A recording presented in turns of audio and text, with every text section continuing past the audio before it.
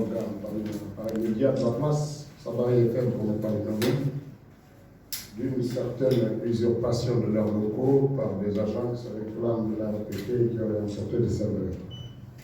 Jusqu'à la preuve du contraire, il n'y a aucune once de vérité dans ça.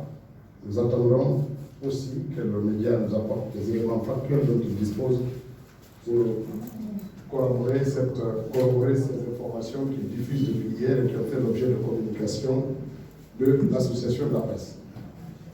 Cependant, en créant les médias, les responsables se sont engagés à respecter une certaine déontologie, à respecter, d'agir dans le respect de la liberté de la presse avec des comportements responsables.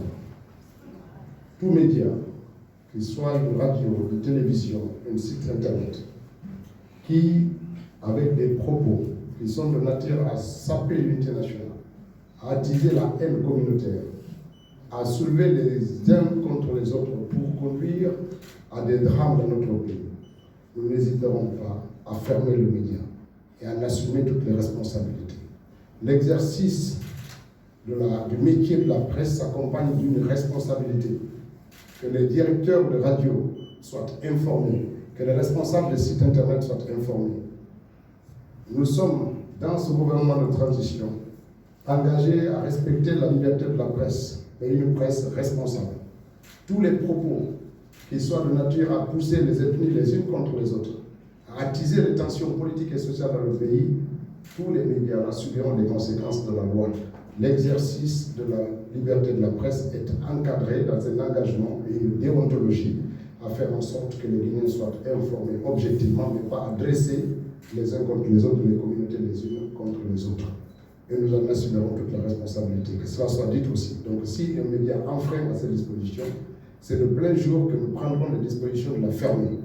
Nous sommes beaucoup indulgents par rapport à la plupart de ces médias qui, même si on regarde sur le plan de leur engagement financier vis-à-vis de l'État, il y a moins de 2% des médias qui sont en jour. Mais l'État n'a pas pris de responsabilités coercitives pour fermer tous ces manquements-là.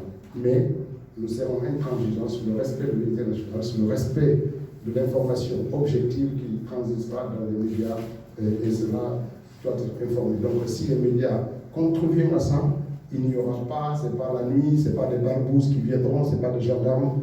Nous assumerons les responsabilités de fermer le média pour manquement à ses obligations envers les citoyens et envers la corporation de la presse. Puisque vous parlez de Sabali, des informations, vous avez commencé par là. J'ai interrogé Sanou Kafala Sissé, donc PDG d'Afrique Vision. Il me dit que quand il a appris que les équipements de sa radio ont été dérobés par un gendarme, il a essayé de rentrer en contact avec vous. Il vous a appelé plus de 10 fois, vous n'avez pas voulu prendre ses appels, mais qu'il vous a laissé un message. Vous lui avez dit que vous étiez en réunion, mais vous allez vous informer, que vous allez revenir. Est-ce qu'aujourd'hui on peut avoir d'informations, parce qu'il a dit que vous n'êtes pas revenu, est-ce qu'on peut avoir des informations précises? Si je n'avais pas des informations précises, je n'aurais pas dit que c'est une fausse allégation. Ce qui est clair, c'est facile de dire oui, on a été dérobé, les gendarmes sont venus, c'est la RPT, ça c'est des raccourcis qu'il faut éviter de faire. Quand la RPT vient pour fermer un média, il vient officiellement avec un ordre de mission, il le dépose, il ferme le média en connaissance de cause. C'est comme ça que nous procédons. L'État ne vient pas camoufler. Je vous en prie.